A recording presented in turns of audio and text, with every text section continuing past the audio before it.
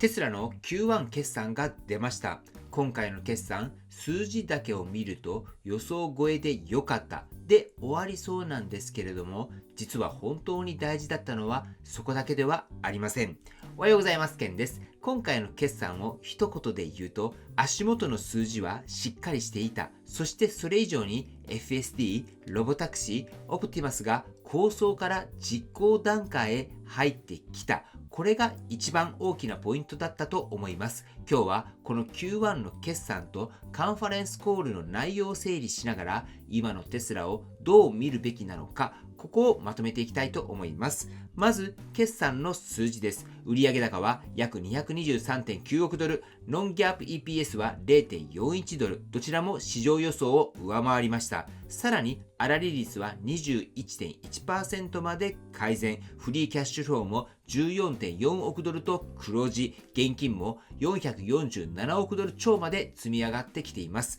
なので、今回の決算は爆発的な成長というより、利益率とキャッシュ創出力の改善が見えた決算と見るのが自然です。一方で、ギャップベースの利益はそこまで強くないので、全部が完璧というわけではありません。ただ、少なくとも足元の数字としては安心感を与える内容だったと思います。ただ、今回の本当の注目点はここからです。今のテスラで市場が見ているのは、もはや EV の販売だけではありません。FSD、ロボタクシー、オプティマス、この3つが本当に前に進んでいるのか、そこが重要です。まず、ロボタクシーです。今回テスラは有料のロボタクシーの走行マイルが Q1 で全四半期比ほぼ倍増したことを示しました。ここで大事なのは、ただのテスト走行ではなく有料マイルだということです。つまりロボタクシーが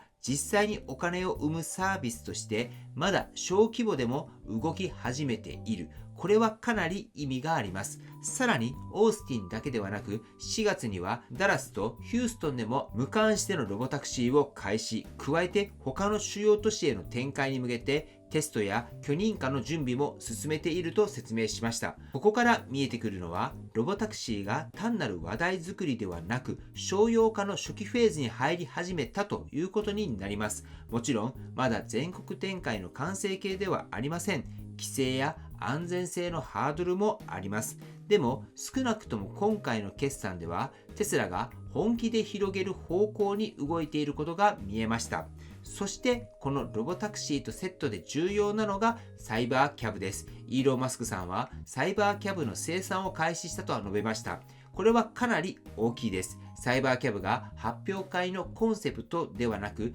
実際の製造プロジェクトに入ったということだからです。ただし、ここは少し冷静に見る必要があります。完全新規の製品なので初期生産は遅い。年末に向けて加速していくっていうのが今回の説明でした。つまり今は量産の完成ではなく立ち上げの初期段階という理解が正しいと思います。それでも重要なのは、テスラが将来的にサイバーキャブをモデル Y ベースのフリートに代わる主力車両にしようとしていることです。これはロボタクシーを本気の事業として育てようとしている証拠だと思います。次に FSD です。今回かなり大きかったのは FSD のバージョン15は AI4 で動くと明言されたことです。しかもバージョン15は単なる小さなアップデートではなくてソフトウェアアーキテクチャ全体の刷新だと説明されています。ここは非常に重要です。つまりテスラは FSD を細かい改善の延長ではなく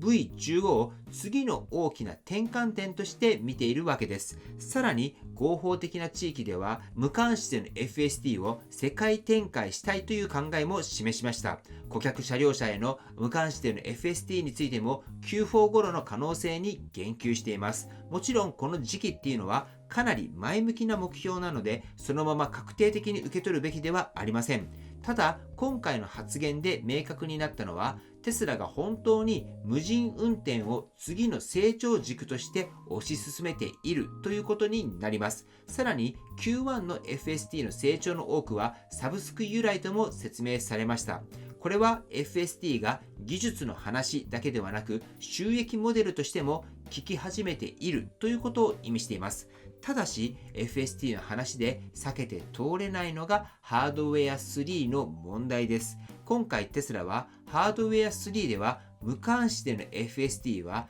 達成できないと認めました。これはかなり大きな話です。その代わりに FST を購入したハードウェア3のオーナーに対しては AI4 車両への割引下取りやコンピューターカメラのアップグレードを提供するとしています。さらにハードウェア3向けには FST のバージョン14のライト、これを6月末に出す予定とも述べています。ここから見えるのはテスラが無人運転の本命を AI4 世代に置いたということになります。ハードウェア3オーナーにとっては厳しい話ではありますけれども、会社としてはどのハードウェアで本当に無人運転を実現するのか、これがかなり明確になったとも言えます。そして今回もう一つ強かったのがオプティマスです。テスラはオプティマスの大規模工場の準備を Q2 に始めると説明しました。フリーモントではモデル S とモデル X のラインを置き換えてオプティマス向けのラインを設置。さらにテキサスでも第2ラインの準備を進めています。ここで大事なのは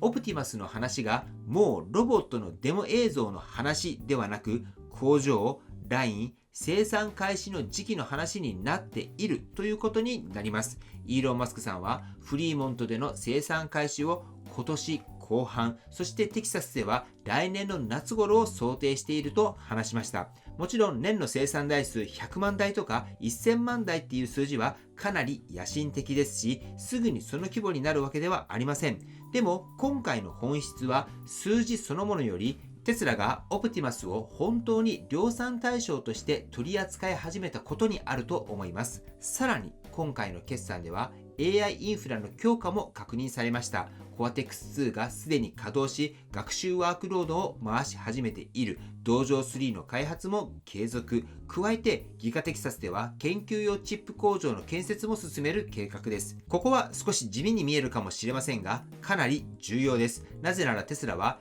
AI を使うだけではなく、AI を支える計算基盤や半導体まで自前化しようとしているからです。さらにネバダの LFP 工場など電池供給網の強化も進んでいます。つまりテスラは未来の話だけではなく、その未来を支える土台作りも同時に進めているというわけになります。では今回の Q1 の決算をどう総括するのか。僕は今回の決算を数字の面では予想超えで安心感を示しつつ、将来の成長ストーリーでは FST、ロボタクシー、オプティマスがかなり具体的な実行段階に入ってきたことを示した決算と見ています。もちろんまだ不確実性はあります。無監督の FST の時期、サイバーキャブの立ち上がり、オプティマスの量産速度、どれも簡単ではありません。ただそれでも今回見えてきたのは、テスラが未来を語るだけではなく、